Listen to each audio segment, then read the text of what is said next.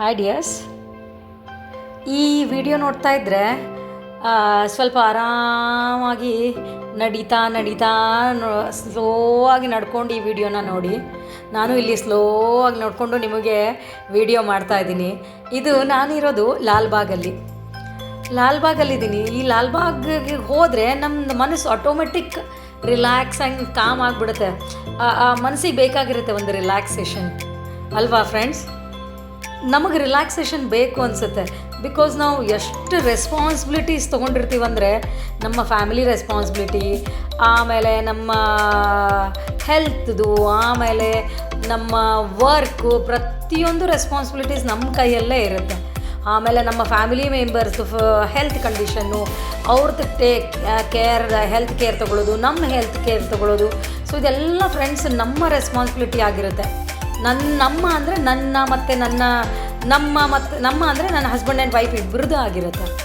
So ಅದಕ್ಕೆ ನಾವೇನು ಮಾಡಬೇಕು, ನಮ್ಮ ಅಷ್ಟಕ್ಕೆ ನಾವು ಖುಷಿಯಾಗಿ ಇಟ್ಕೋಬೇಕು, ಮೋಟಿವೇಟ್ ಆಗಿರ್ಬೇಕು ಯಾವಾಗಲೂ ಅಲ್ವಾ? ಸೊ ಅವಾಗವಾಗ ಈ ಥರದ ಪ್ಲೇಸಸ್ಸಿಗೆ ಬಂದರೆ ಆಟೋಮೆಟಿಕ್ ನಾವು ಮೋಟಿವೇಟ್ ಆಗಿಬಿಡ್ತೀವಿ. ಮತ್ತು ಒಂದಿಷ್ಟು 15 ಡೇಸು 1 ಮಂತ್ ರಿಲ್ಯಾಕ್ಸ್ ಆಗಿರ್ಬೋದಲ್ವಾ?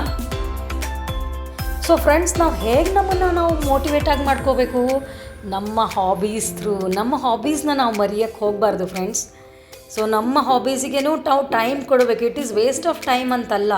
ಇದು ನಮ್ಮ ಹಾಬೀಸ್, ಅದು ಹಾಬಿ ಯಾವುದಾದ್ರೂ ಆಗಿರ್ಬೋದು, ಅಥವಾ ರೀಡಿಂಗ್ ಹಾಬೀಸ್ ಇರ್ಬೋದು, ಇಲ್ಲ ತೋಟಗಾರಿಕೆ ಇರಬಹುದು, ಇಲ್ಲಾಂದರೆ ಫೋಟೋಗ್ರಫಿ ಇರಬಹುದು, ಇಲ್ಲ ಮ್ಯೂಸಿಕ್ ಕೇಳೋದಿರ್ಬೋದು. ಯಾವುದಾದ್ರೂ ಹವ್ಯಾಸಗಳನ್ನು ನಾವು ಮರಿಬಾರ್ದು ಫ್ರೆಂಡ್ಸ್.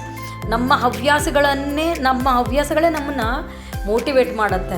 ಸೊ ಇದರಿಂದ ನಾವು ಏನೇ ಕಷ್ಟಗಳು ಬಂದರೂ ನಾವು ಧೈರ್ಯದಿಂದ ಎದುರಿಸ್ತೀವಿ. ಬಿಕಾಸ್ ನಾವು ಮೋಟಿವೇಟ್ ಆಗಿರ್ತೀವಿ ಅವಾಗ ಅಲ್ವಾ?